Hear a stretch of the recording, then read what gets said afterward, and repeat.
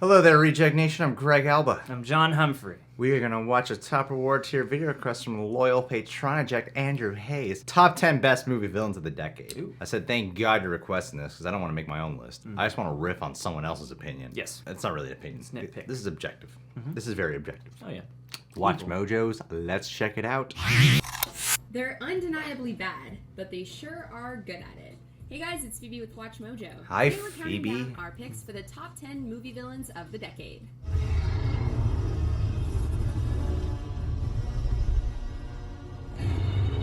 Steppenwolf has to be We're on it. taking a Yeah, look yeah, at the definitely. best villains to have appeared in films between The guy from 2010 Jumanji? and 2019.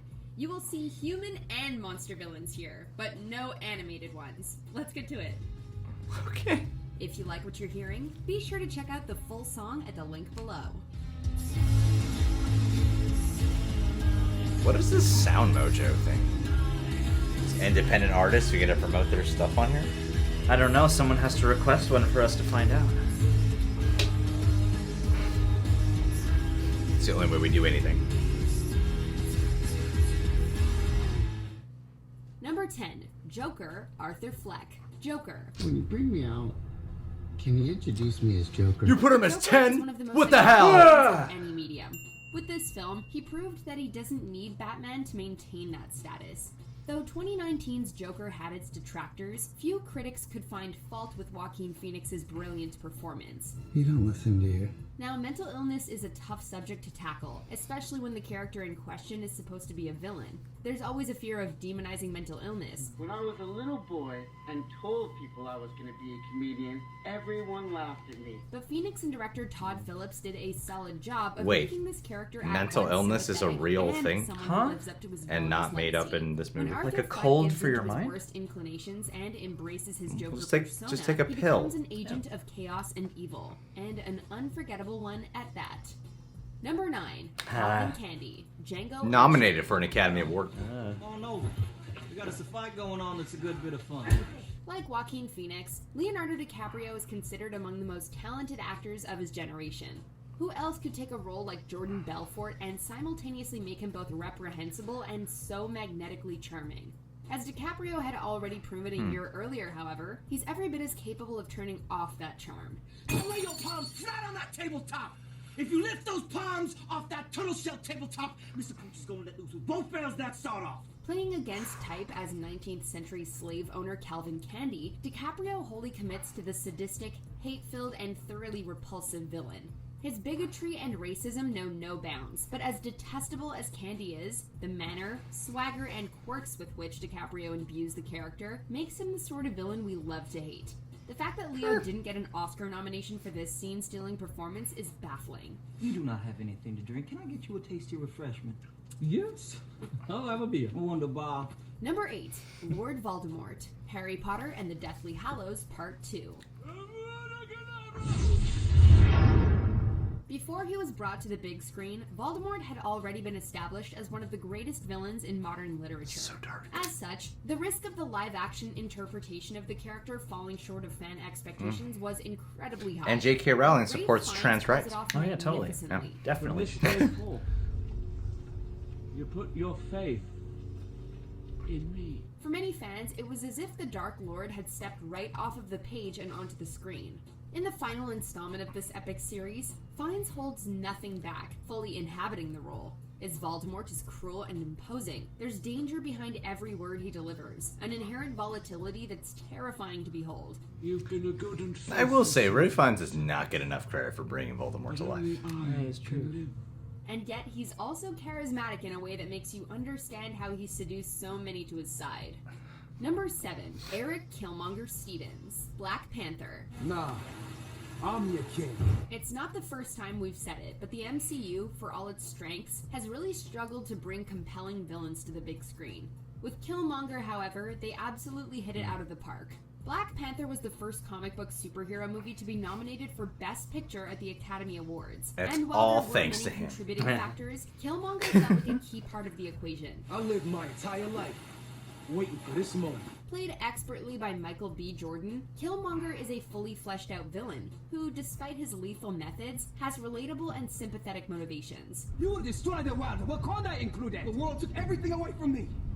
Everything I ever loved. He's a character with real emotional depth and a powerful backstory. And when you add that to his physicality, you've got a villain worthy of our hero in every regard. Just bury me in the ocean with my ancestors that jumped from the ships. Because they knew death was better than bondage. Number 6, Terence Fletcher, Whiplash. That's 2014. Line, trumpets are 7, 8, 3, 4. Most of the villains we've discussed up until this point have been notably larger This than movie life has maybe but Terence Fletcher permanently is just a scared music of teacher and J.K. conductor. He doesn't weave any diabolical plots or have ambitions of world domination. And that's part of what makes him such a standout villain.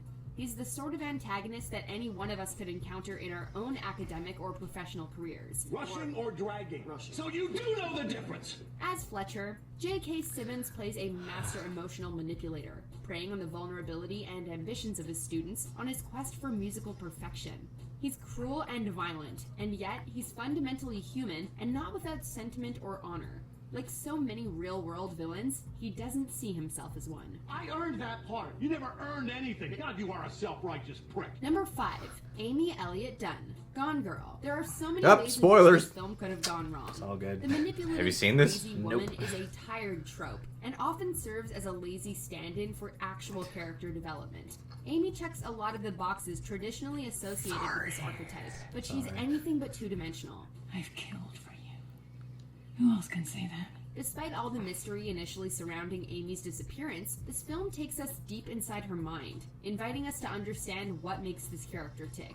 The She fact that she's is an unreliable phenomenal in narrator this movie. only adds to her appeal. God, I am so sick of hearing that Those are phrase. true, and they're crucial. Unreliable You want narrator. Amy to be likable. Oh, why? After that, I just hear it tossed everywhere now. Conniving, unflinching, It's a and literary brilliant, technique. Amy is a villain worthy of a greater hero than she ever faces. I just And want so to in the end, accept the she fact wins. that This that is what undeniably happened, Rosamund Pike's and then not open up career-defining theories moment. anymore to the unreliable narrator thing. that's the real tragedy. Just Number let me 4, accept the it. Armitage Family. Get out. Picture this. You meet the girl of your dreams and everything seems to be going great. After a few months, she asks you to meet her parents, and you go along with it. The fuck is this Next thing movie? you know, they're trying to sell your us. body to the highest bidder. The Armitage family is deeply racist, take the term manipulative to sickening new heights, and can only be I thought described Daniel as Kaluuya was the bad guy. You can't stop. That's right. He's keeping all these white people from achieving their greatness. He Maybe one day kills, you'll like, most of enjoy them. being members of the family. Theaters saw no shortage of memorable villains over the last decade, but what really makes the Armitages stand out is that for all intents and purposes, they're just your average family next door. They pose as open-minded and progressive, Go but ahead, behind closed doors, they indulge in humanity's darkest, cruelest, and most selfish of impulses. Fire. It's a reflection of our own mortality. We're born, we breathe, and we die. Number 3. It, Pennywise the Dancing Clown. It and It Chapter 2.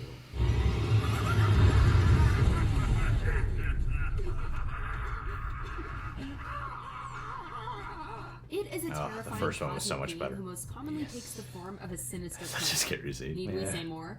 Okay. It is a shapeshifter and a reality manipulator who knows how to appeal to the good-natured sympathies of children so that he can eat them, but only after seasoning their meat with fear. We'll float down here. Yes, we do. We never dreamed that someone could hold a candle to Tim Curry's take on the titular terror. But Bill Skarsgård has turned in the performance of a lifetime to make a whole new generation of cinemagoers terrified of this monstrous villain. The horror genre isn't short on horrific creatures, but with his unique quirks and the clear joy he takes in his work, Pennywise is cut from a different cloth. You want to bet Thanos is numero Number uno? 2, Kylo Ren, the Star Wars sequel trilogy. Show me again the power of the darkness. No one will ever top Darth Vader in terms I've of got me iconic Star opinions Wars about films. this one, man. Albeit badass cameo I'll in go Rogue One, blisters it would on me feel like cheating fingers. to include him on this list. In Kylo Ren, Is however, it? Vader has a worthy heir and successor. There's too much Vader in him. Ben Solo feels like Vader's internal struggle between the dark and light sides of the Force personified.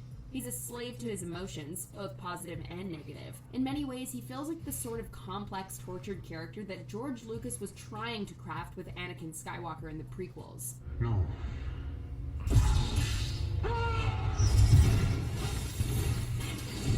Just when I thought we stumbled on a video where we finally don't have to talk Powerful about Force Star user, Wars. played with nuance by Adam Driver. What about Kylo Snoke? Ren does the franchise proud. Yes. without Snoke. feeling What like a about reset Snoke? of old ground.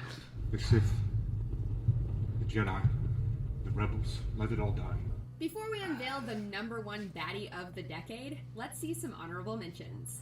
Once again, we send off my war rig to bring back gasoline from Castown. I need to watch this again. From the bullet farm. Where's your kid now, Sheriff?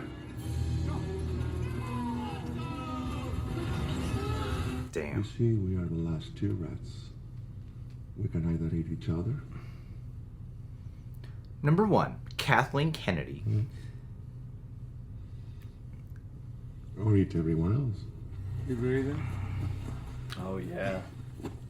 But did he wipe out 50% of the world? I don't think so. A little bit, yeah. Let him bleed.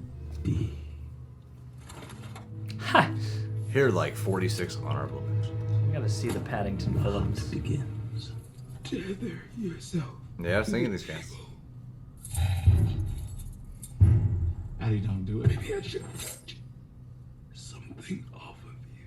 Before we continue, be Yeah, sure to no subscribe one's. to our channel Why and isn't ring the she bell being to get talked about in all notified this Oscar when buzz? this I video don't is. know. That really You have the upsets me. option to be notified Yeah. for occasional videos or all of them. If you're on your phone, make sure you go into your settings and switch on notifications. Number 1, Thanos, Avengers Infinity War and Avengers Endgame. I would Before say the Mad Titan Infinity took center War. stage, he was the reigning villain of the MCU, and so That he deserves post-credit a nod. scene. Now on to Thanos. Like many of history's greatest villains, he firmly believes that his devastating methods are entirely justifiable. I think from a Thanos earns it. utilitarian standpoint. He's the hero of his own story. Because you murdered half the planet. A small price to pay for salvation. Thanos is a formidable physical threat, but his greatest strength is his unflinching resolve. A complex and charismatic villain, Thanos raised the bar in multiple ways. The MCU is the most ambitious world building ever seen in film, and after looming over it for years, Thanos shook this universe to its core. I will shred this universe down to its last atom. He's a villain without It's true. precedent. He really His did live status up is to the further hype. Elevated by the Man. magnitude of the cinematic event in which he appeared.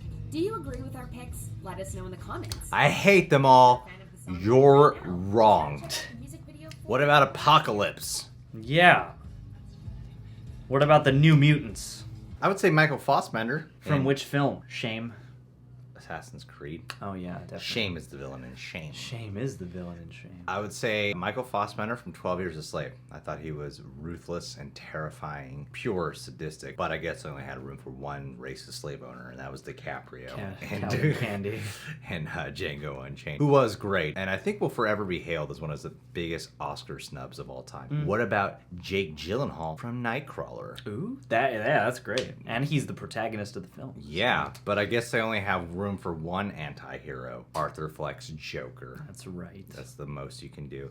Not that they're bad picks. I feel like Arthur Fleck is a great one, but he's too much of the protagonist of the film to me, and he's not really painted as a villain for most of it. The villain seems to be a lot of circumstance and a lot of outside factors. Especially because everyone's kind of an asshole to him in that movie. Yeah, you know? neglect, rudeness, Yeah. and lack of consideration. One of the best anti-heroes of the decade. But Nightcrawler, he's straight up the villain. Yeah, you're watching it, you're like, oh Yeah. no, this guy's awful. Yeah. Get away from him, sidekick guy. Calvin Candie, I think, is a wonderful performance and definitely an Oscar snub. I did find Michael Fassbender's to be significantly more ruthless. Did you see 12 Years a Slave? Oh yeah.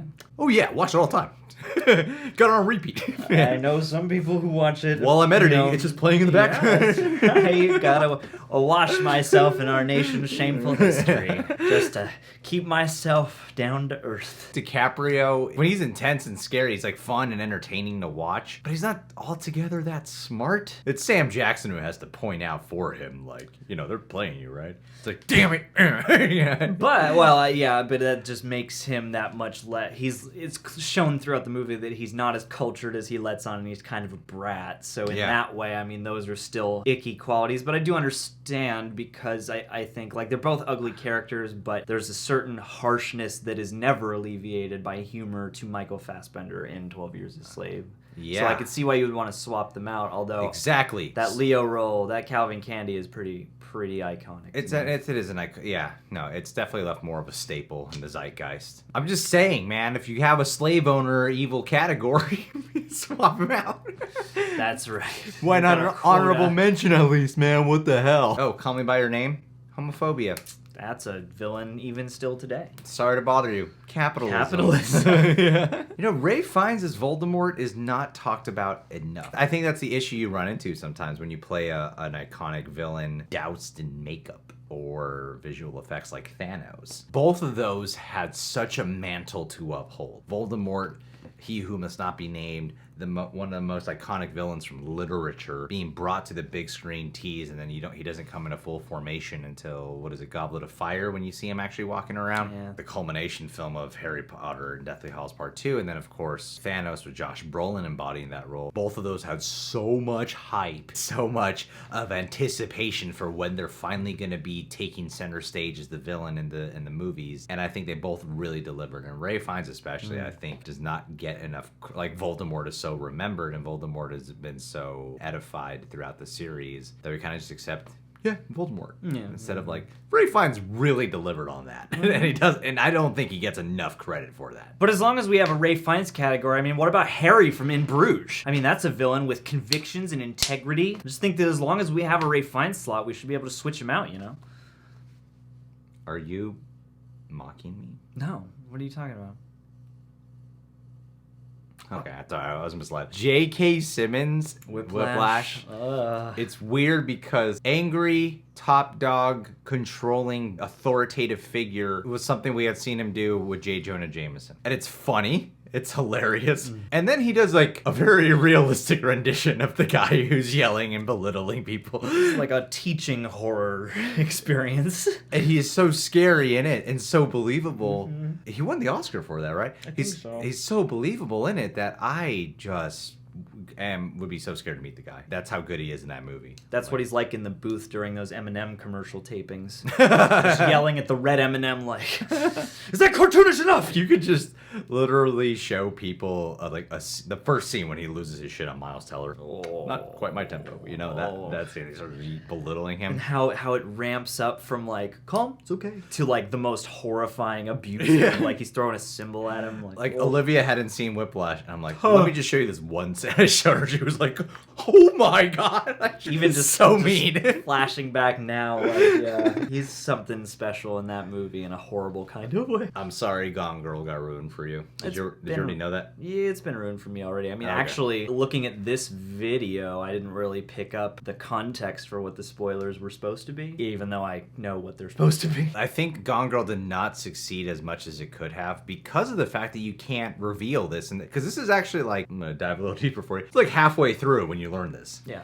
And in the trailers, the whole thing they're building up is who kidnapped the wife. Yeah, she's been missing. Is she killed? And people think Ben Affleck, the husband, did it. And then halfway through, you find out that she has done all this herself. Yeah, she kidnapped herself. Yeah, and she's amazing in the movie. When I saw the trailer for it, I'm like, looks cool. Looks like a David Fincher movie. I don't really know what to expect. And then when they introduced this plot line, it's not just some final twist. It's a part of the whole movie. Like, it is a major central focus once it's implemented in the film. She killed it. And I'm really happy she's on this list. I'm very, very happy she's on this list because, yeah, she made quite an impression. Rosamund Pike? Her name? Pike. Yeah. Pennywise. Yeah, of course. Of course. It's like the mascot for horror of this decade.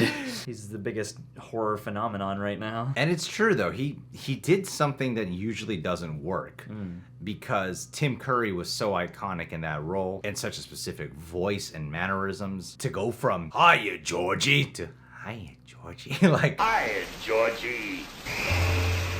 Hiya, Georgie. What a nice boat. To go like right up here, like the complete opposite in terms of delivery, voice, cadence, and to still be terrifying, to do the complete flip, brilliant, because normally that wouldn't work. It's really hard to replace something that is thrusted by an actor specifically, you know? Yeah, they did manage to catch lightning in a bottle twice with that character, it seems like. And I wonder whose choice that was to do it that way. If it was the directors or if it was Skarsgård. guy. I forgot his name. Cary Fukunaga. Definitely his choice. And the Armitage Family, I was kind of surprised that they went for that angle. It was cool to get like an ensemble villain. I think the Us ones were better. They're more. I think the Tethered is more specific of a villain. To include the family from Get Out, I think is interesting because to me suggests something a bit more insidious. Like I feel like the Tethered are a more freaky, in-your-face kind of villain, where the Armitage Family hides in plain sight. It's like they said, like to the outside world, they're just normal, affable, liberal family. Yeah, you know, you make a great point. When you first meet them, they're a very charming family and very funny. I guess it's the brother that kind of pulls it out for me. Yeah, I'm like, he wasn't really much, but everyone else in the family it was wonderful. Especially what's her name, Rose. Especially. Yeah, she's great. She's amazing. Mm-hmm. She's the one where, like, you know, the rest of the family's messed up, and you are starting to wonder the whole film of, is she in on this? Is she in on this? I don't know if she's in on this. And the whole bit with the keys. I can't find my key. Like, that was. Oh, good, she's not in on this. That was great. Yeah. Maybe they can get out together. You're like, oh, damn it. Happy ending. Kylo Ren. Well, this video, I can't go into spoilers because it's not warranted, but this video, I believe, did come out before the rise of Skywalker. It had to have, because as of filming this, it comes out today. That's true. Yeah. Came out a couple days ago. Well, I guess he has made a staple in culture. It is an iconic character ultimately. I personally wouldn't have put him on this list. While I find Adam Driver to be one of the best things out of that whole trilogy, I thought The Last Jedi set him up to potentially be one of the best villains of all time. I'll leave it at that. Yeah, I wonder how this will all age, but especially given the completion, I am interested as to how people will feel about the placement on this list. Would you feel better if it was lower? If it wasn't the second one? Yeah, if it was number 8 or something like that? Yeah, I think so. I mean, yeah, there's no denying the iconography of the character, but at the same time, like, do people really... I feel like people were pretty split on him in Force Awakens. Oh, yeah. And then Last Jedi was people were like, Adam Driver's like the best one in the whole thing. Yeah. He's always under someone else. And I think that's what made The Last Jedi is special. Like, in the first one, it kind of feels like discount Vader. I never really felt like Kylo did things that were truly despicable. Well, I mean, yeah, he killed Han. He killed his own dad, but it wasn't like he was clever manipulator, master of things. It's like, yeah, you know, there's a whole wiggle room there's a whole argument to be had here, but about how effective he is. I feel like he should have been a little bit higher. Because there's always a pool with the guy of like, is he going to be good? Is he going to be bad?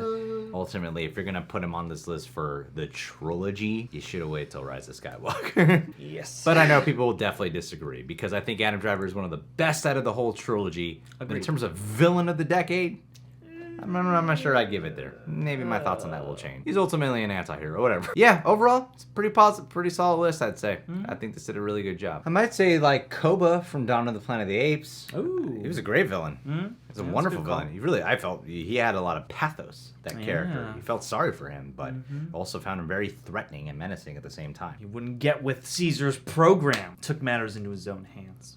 War for the Caesars program. All right, guys, what'd you think of this list? Leave a comment down below. What villains would you have wanted to add on here? Subscribe to The Real Rejects. Click that notification bell. Make sure to subscribe to WatchMojo. Andrew, thanks for requesting this, dude. How's your arm healing, by the way? He was playing in snow, fell, and hurt his elbow or something. Dude.